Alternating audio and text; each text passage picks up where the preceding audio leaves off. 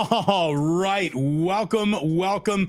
It's great to have you here on Damon Bruce Plus, brought to you by Ike Sandwiches. And let me just tell you, we're about to have a little something we used to call Sports Phone here in San Francisco, here on YouTube. It's a little Tuesday Night Live. And man, the San Francisco 49ers have officially given us, an entire season's worth of storylines before we even get to week 2, for goodness sakes.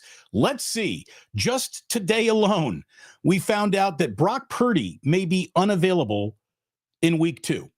We find out today that George Kittle is heading to the IR, and we won't see him for at least a month. We also found out today that the 49ers have finally seen the Matrix and realized that Jake Moody should no longer be this team's field goal kicker. They waived him today, and there's an awful lot to talk about right there, isn't it? I like the decision that they waived Jake Moody. I hate the journey that it took to get to this decision. Eddie Pinheiro, come on down, the new 49ers place kicker.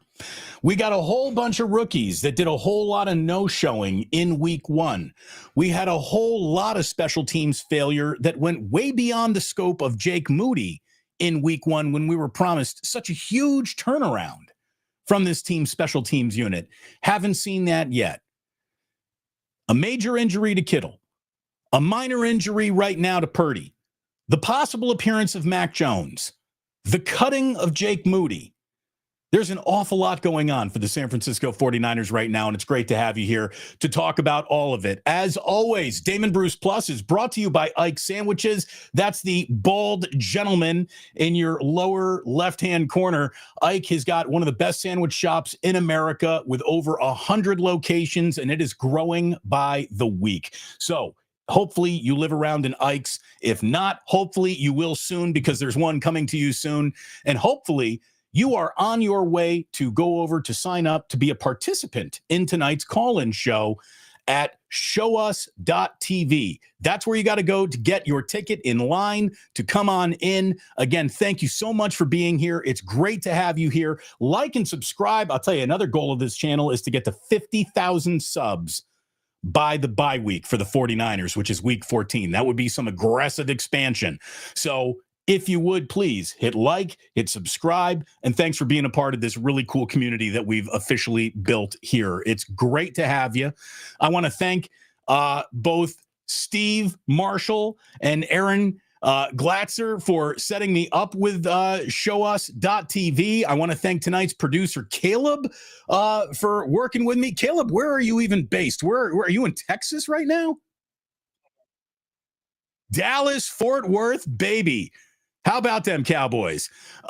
Meanwhile, the San Francisco 49ers, with all their trials, with all their tribulations, with all of the, that's been a headache going into this year, happening just this week alone, they're 1-0 with a win over a division opponent and heading to New Orleans, which I got to tell you was officially unimpressive in week 1.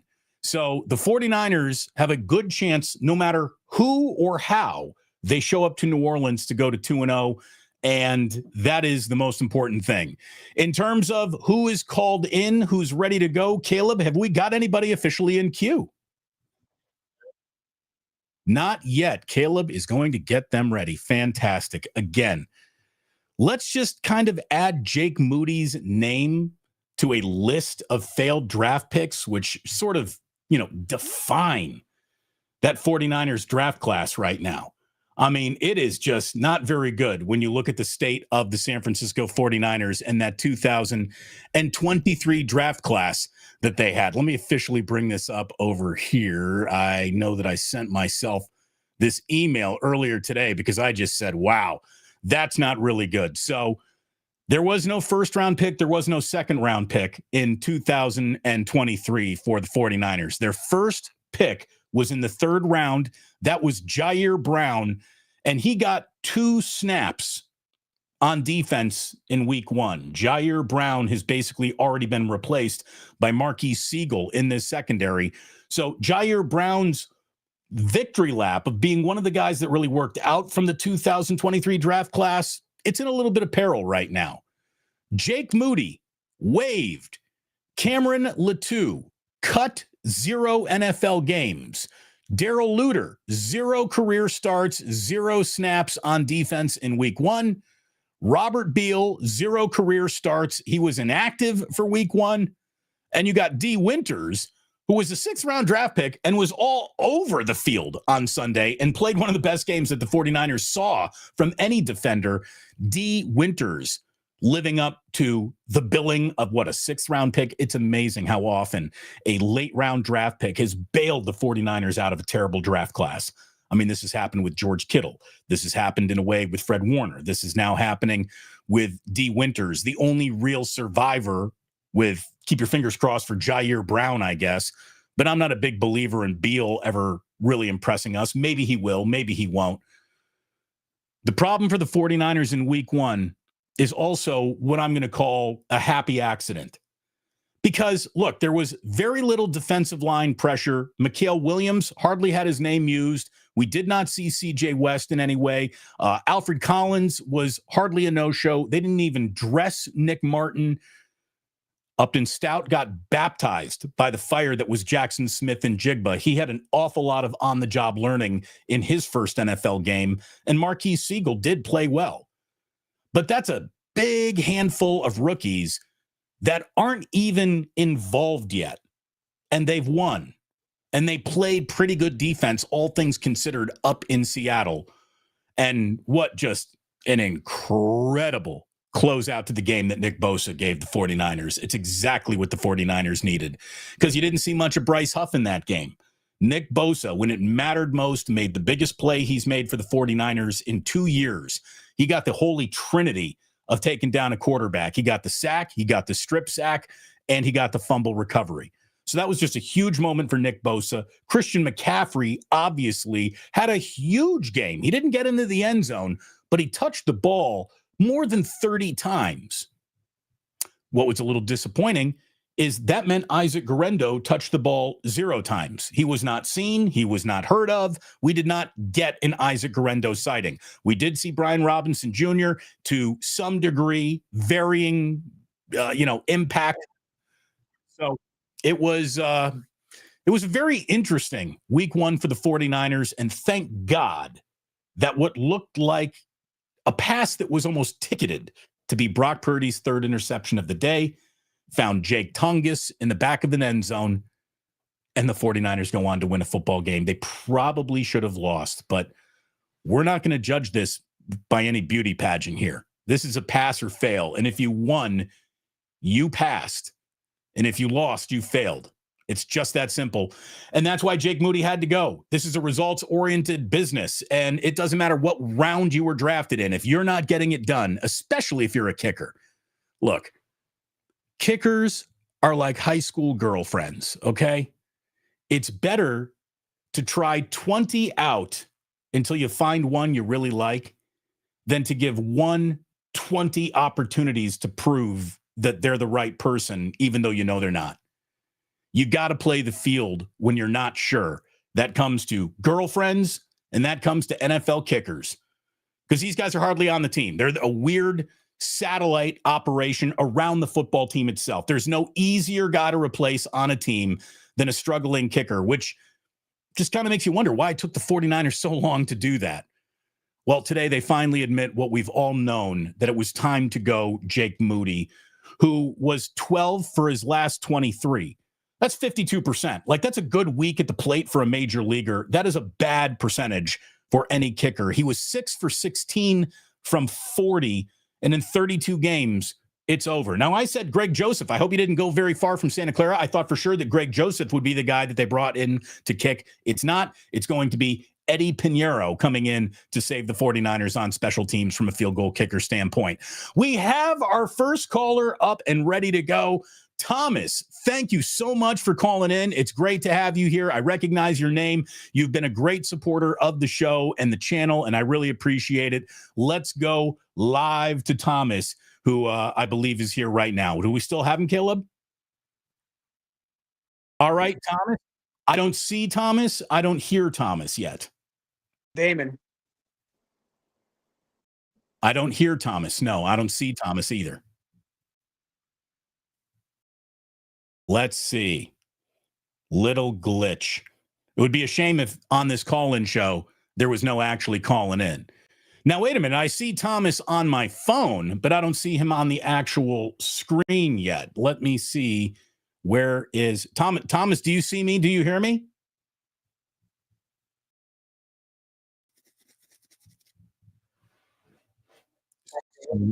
I don't see or hear Thomas at all. I'm sorry. All right. I've been told the tech team is working on it. Fantastic tech team. I hope you get it done. It would take the tech team no time at all to have cut Jake Moody. The tech team would have been all over that. It took the 49ers too long to cut Jake Moody. You know, it really is funny. Jake Moody's doing an awful lot of heavy lifting for bigger problems that the 49ers are facing. George Kittle, an all-world tight end, is going to miss over a month here, and that is just not good. It's not good for the 49ers pass game. It's certainly not good for their run game. Kittle is a exemplary blocker at the position. You're going to see this position now go to Jake Tongas, a little bit of Braden Willis if he gets called up from the practice squad, and their big free agent ad this offseason was a little bit of a head-scratcher when we found out that it was Luke Farrell, but all of a sudden Luke Farrell is going to be thrown into a bigger role than anyone expected him to be thrown into early on in the season here. The injury bug, again, nibbles on other NFL teams. When it comes to the San Francisco 49ers, the Niners might as well be Ponderosa or Golden Corral or an all-you-can-eat buffet. It is amazing how the injury bug just feasts on the San Francisco 49ers. You would hope that this year would be a little bit different, and it's almost even off to a worse start than last year. And last year was a season that was undone by injury, obviously. All right, Caleb, how we doing? How we looking over here?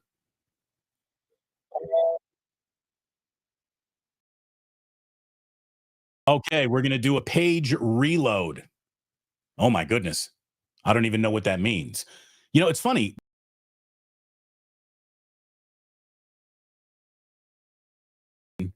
But what I oh, wait, no, I think I Thomas? Thomas, talk to me. I can hear you. I can see you. Oh my goodness, look at us. I think the reboot actually worked. Thomas, how are you? Damon, how you doing? I'm doing very well. Thank you so much for joining me tonight. I'm actually calling from Northwest Georgia, the East Coast. Huge fan of your channel. Thank you, man. And my wife and I went to San Francisco about a few months ago, back in April, and we used you and Kruger as a guide. Y'all gave us the water bar, and also you gave us um, Sam's Chowder House as a So we gave you some good recommendation. advice. Oh yeah, fantastic advice. Excellent. Fantastic trip. But Excellent. I'm Tom, did you and your wife have a great time out here? oh, it was great. We just got to go to the Doubler next time, I guess. That's the Yeah, one thing. look at by the way, look at it this way. How about me as a spokesmodel for the Dubliner tonight? Look at me. They asked if we wanted any graphics. I said, no, I'll be the graphic for the Dubliner. Yep. So, next time we'll have to go to the Dubliner. Obviously, wish I could go in October for your big meet and greet, but it's about a 5-hour flight from Atlanta, Georgia. So, You know what? I'm going to give you a full pass to not be there just on that alone.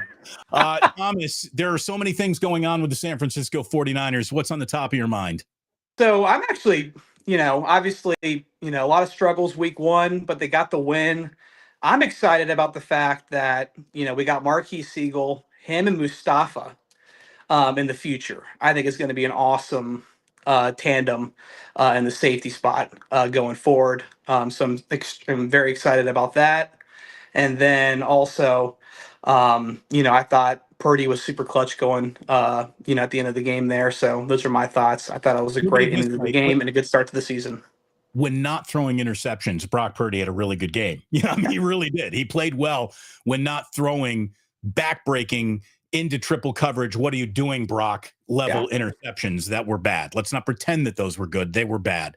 And let me just join you though, real quickly on Marquis Siegel, who's been a revelation. I mean, he has been fantastic. And I think that Upton Stout is a guy that, again, baptism by fire by Jackson Smith and Jigba, but he's going to get better as the season goes along. And then hopefully it's like that for Mikael Williams and Alfred Collins and CJ West too. I think this defense is going to be a lot better in week 10. And it was pretty darn good in week 1 without being overwhelming. Definitely. And I thought that was awesome. Thought the front seven was great. D Winters, I thought looked fantastic in the linebacker spot. Hopefully, we get a little Nick Martin going forward as well. But yeah, I think a lot of positives of this young defense in the future for the San Francisco 49ers team. So a lot to build on for sure. Are you running out to get your Eddie Pinheiro jersey? I just need to let my wife let me do that. But yeah, here's we'll the see. thing: if you're gonna talk your wife into letting you buy a jersey, don't get a kicker. It's just that simple. It's that simple. Hey, Thomas, what's your wife's name? Her name is Mary Grace, and Mary Grace. That's a girl from Georgia's name, isn't it? Mary Grace. And she's a huge Georgia fan. I'm trying to get her to buy in more to the San Francisco 49ers. She's definitely a big dog fan. And well, here's the thing. You get her in Michael Williams jersey, and maybe that'll be the link that ties her to the team finally. I thank you for calling in tonight. You and Mary Grace have a wonderful night in Georgia, man. Thank you very much for watching all the way from the other side of the country. And that's so cool about YouTube. Radio would have meant we would have never had this conversation. I'm so glad that we did, Thomas. Thank you. Thank you, Damon, and have a great rest of your night. You do the same. Thomas and Mary Grace, Bulldog, Georgia. Thank you very much for calling in. That's great. I'm glad that Kruger and I are steering you in the right directions and the right places to go to when you're visiting San Francisco. All right.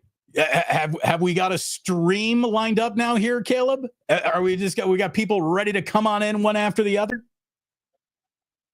Not quite yet. We're working on it. I can see that Joe Sullivan is in the queue. They're bringing you up soon here, Joe. That's good. We love talking to Joe whenever he can join us.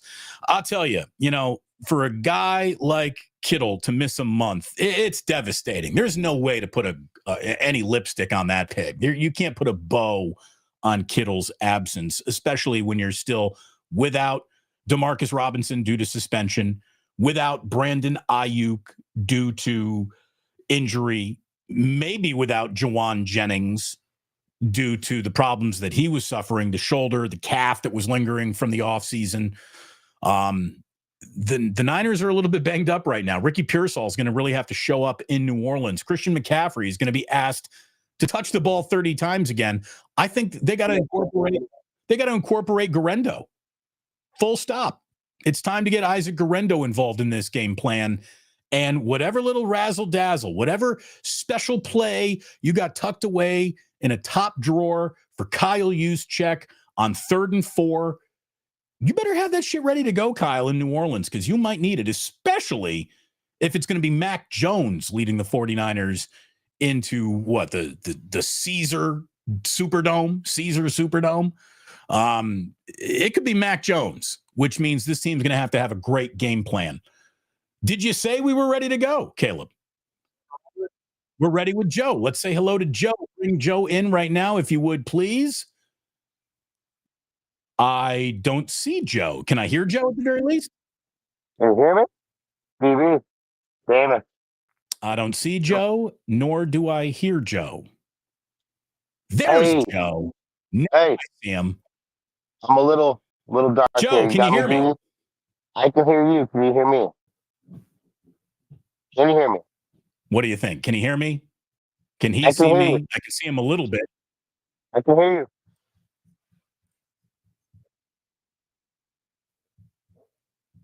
Hey, Joe. We don't have Joe right now. Hopefully we can get Joe in line here soon. Again, it is great to have you here. Sorry about the bugs. We are working this out. We thank showus.tv for having us in line with the producer and the ability to do this. It's probably a glitch on my end. I'm not even going to lie. I am bad at all elements of technology. I really am.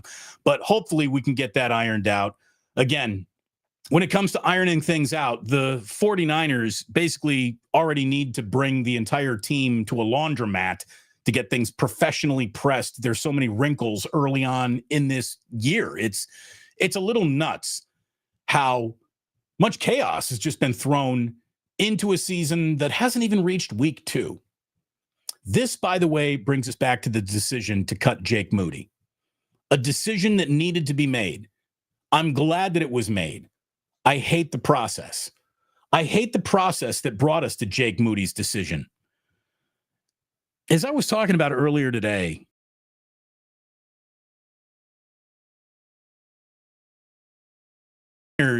have an awful lot of conviction, even as they're saying they have an awful lot of conviction for Jake Moody. A couple of misses should not have been the reason to cut him if you really thought that this was the guy. So you never really thought that this was the guy, then, is what you're telling me, which means why do we go through all of this in the first place? I see Joe. Can I hear Joe? Can this actually happen now? Is Joe Sullivan ready to go in a dimly lit room where he looks very mysterious, if you don't mind me saying? What do we got here, Caleb? Can you bring him up? Can you hear me? Hey, Joe, Yeah. I think we officially got you, brother. How you doing?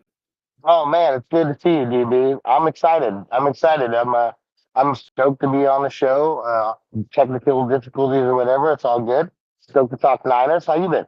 I've been fantastic, man. It's great to have you here. Thank you so much for your unwavering support of the channel. Can't wait to see you. I know that you will be at Plus Mania. What are we, 7 now on October 4th at the Dubliner Yeah. West Portal? So we'll see you there, Joe. I certainly hope so.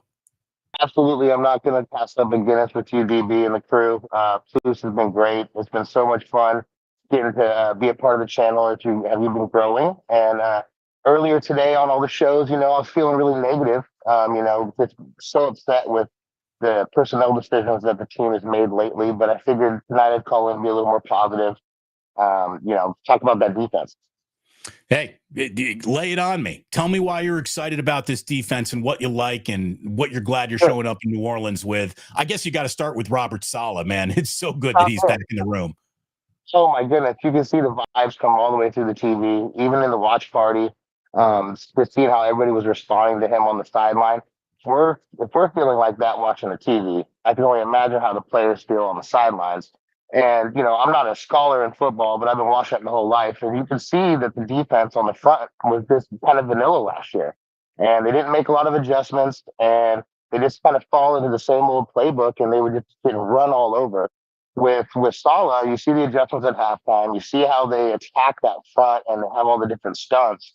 And I mean, I'm just excited. It's obviously the Saints. It's the NFL. Anything can beat you any given Sunday. But if we are going to go in, without Brock and without all those weapons, at least we have Salah on that defense. At least you got Robert Saleh. Yeah, and at least you got some rookies that have a little NFL game experience, only 4 quarters, mind you. But hey, they played an NFL game. They felt the NFL, so they're going to be able to, expect a little bit more out of what they're going to run into in New Orleans than they were able to expect before they, tried the restaurant. So I mean, we got 6 wins. We got 6 wins last year. We already got 1. So it's like, okay, let's see what the D can do. Like Bernardo Green, I think, is going to get better. And the more we can stack wins early, the better it'll suit us later as this team starts to come together. Absolutely. And hopefully people get any win that you win, any game that's won in the first 6 weeks, it feels like all of them almost count for a game and a half because, what is preseason football anymore? These guys are not seasoned and ready to go in the first couple of weeks. So when it looks a little convoluted, when it looks like it's not quite lubed up and ready to go, that's why. And so I think trying to predict where your season's going and what kind of team you have in the month of September now in football is like a fool's errand. Whatever the 49ers look like in week 4, they're going to look a lot better in week 8. And then I think they're going to look even better in week 10. So hopefully, like you're saying, Joe, they can stack some early wins while they're still trying to figure it all out and get their sea legs and then be ready to really pounce on this league when it starts to matter and you're playing football in the month of December. I mean, we got a lot of football to go, and it's kind of where my mind's at with it right now. And I think that's why winning against Seattle was even more important. It's like we cut Moody. We kind of got this question mark now at kicker. We have these injuries. Those division games mean more than anything. And so to straight that out, it says a lot about the team, says a lot about the defense. And so, yeah, let's go get the Saints. And I appreciate the DB. Thank you, Joe, bro. are you sitting in a dark bar on Haight Street? Where are you right I'm now? in. So my lights went out in my bar, so I'm dealing with some faulty lighting right now. But I'm in my garage bar right now. I So love the it. wife is like, the wife's like, "What are you doing?" I'm like, "I'm gonna go talk to Damon. In the I'm gonna hang garage out bar. in the garage." So, That's, you know, the lights are messed up, but I wanted to make sure I supported you and called in tonight and it just means a appreciate what lot. you're doing. Thank you, Joe. And you're such a great fan. You know an awful lot about, sports and the Niners. So it's great talking to you. And, dude, I'd love to join you in the garage bar one night. I'll come and drink one with you, man. Thank you very much, Absolutely. Joe. Great to see you. There he is, Joe Sullivan. If you were a fan of the show, if you're a regular into the Blues, you know Joe. He's been hanging out with us for a very, very long time, and it's great to see him again. When it comes back to who is next, do we have someone next and ready to go, Caleb?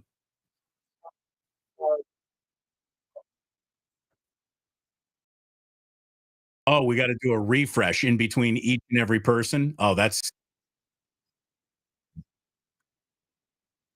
okay. Well, I tell you what, then let's do one more caller, and then we'll call it a night, and then we'll fix this bug, and then we'll come back next week or in 2 weeks with a vengeance, and we'll be ready to go, and all glitches are fixed, and everything's great.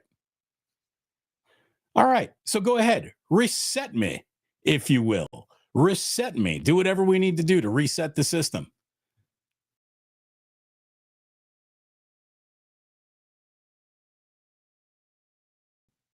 All right.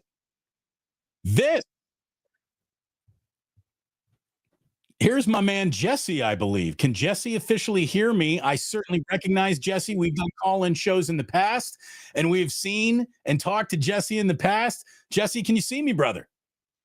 Can you hear me and see I me? can see and hear you. Good to have you, Ben. Yeah, even though I'm a Raiders fan, I still watched the Niner game. Thank you. Hey, by the way, congrats. Gino looked great. Genty did not look great, but he got into the end zone. That's a good start. And I like Jacoby Myers. He had a good game too. Yeah. I commented earlier. I called the Raiders the Fighting Pete Carrolls earlier in your show earlier today. I remember that. Yeah, they're the Fighting Petes. Yes. But yeah, I think the Niners played okay. The offense still has some things to work out. But I'm sad about Moody. I liked him as a player. Last year I just felt like he was hurt, and then that's what caused him to miss. I don't know what happened this year, though. What I thought was I'm totally fine with that rookie year. And he breaks his ankle in his sophomore year, and it's been a sinking ship since that moment. And yes. It's really too bad. Sports, it's about situations and luck, and he's in the wrong situation and had that bad luck. And I mean, there's no doubt he's got the leg talent to do it. It's up here. So I think he needs a little time away, a fresh start, a new scenery. And I don't think we've heard the last of Jake Moody in the NFL. I bet he gets another opportunity. That's what it's like for kickers. They tend to linger on the fringes of the league. And then when some other team gets desperate to try something new, Jake Moody might be that something new for another team. Yes. Back to the Raiders just real fast. I'm starting to feel that with Daniel Carlson. I feel like he misses in big moments now. It's defined him for the past few seasons. Like, he can't kick past 57 yards, and I feel like kickers are able to kick that at this point now in the game. Yeah, absolutely. Like the 57-yard field goal, which was a Herculean task, is now the 300-yard drive. Like, you can't be on tour unless you're good from 50. You got to be automatic from 50 if you're an NFL kicker at this point in time. And you can't miss your point after touchdowns. And that was becoming an adventure for Moody. So it was time. It was time. It really, really was. They had to do it. I'm glad that they did it. And hopefully Carlson doesn't go down the same path for you. Yeah. Can I ask you a college basketball question real quick also? Sure. Why is college basketball not really active here in the Bay Area? And why have the Bay Area not adopted the St. Mary's Gales as their team when they are the most consistent? So when I started out here 20 years ago, I would ask broadcasters who'd been around this market a lot longer than me, why doesn't college anything really spark any passion out here.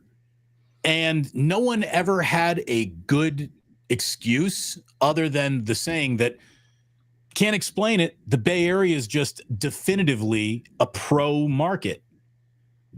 And I got to agree. I mean, even when Stanford was at its height with McCaffrey and Harbaugh and going to Rose Bowls and then going on to David Shaw, and that working out for a little while. I was on the Stanford flagship station. We took 0 phone calls on Stanford football as they were going to Rose Bowls. I don't get it. I've always felt that Cal is a little bit of a sleeping giant. And if they could ever, get to that big moment and actually win in that big moment, not have Miami come to town on game day and then that hurt. Yeah. If they were ever to actually win in that big moment, I think that would resonate. And St. Mary's is, I don't get it, man. That's just too much small potatoes. That's real small potatoes. And even though they're incredibly well coached and a great program, sorry, Moraga does not resonate as a heartbeat of the Bay Area. Even the USF Dons have trouble. They went to the NCAA tournament a couple years ago and really hoped to get a bounce of attention after that, and not a lot, nothing dramatic really. I think our conference is also in trouble since Gonzaga is going to the Pac-12 next season. I wish we could go back in time and just knock all these teams on the West Coast back out of the Big Ten, reform the Pac-12. That was just a crime against sports nature that the Pac-12 was disintegrated. It really, really was. Jesse, great to see you, brother. Thank you so much for calling in. See you soon, brother. Good to see you, Jesse. There he is. I see we got a super from Vince Vargas who says the Seahawks will sign Moody for the locker room intel. Yeah, I don't know how much you're going to get out of Jake Moody there. I don't. But thank you very much, Vince. And look, all I can tell you is that when we are able to take calls, this is an awful lot of fun. So let's get this ironed out and figure out a way that the next time we do this, we don't have to have a pause and a reset in between each individual call. I see Joe Sullivan just coming in with a little super here saying, what happens if the new guy misses his very first kick? That would not be good. That Panero, I hope will make his first kick. If we do have one more ready to go, locked and loaded, let's do it. Let's absolutely do it, Caleb. Okay, we're hit.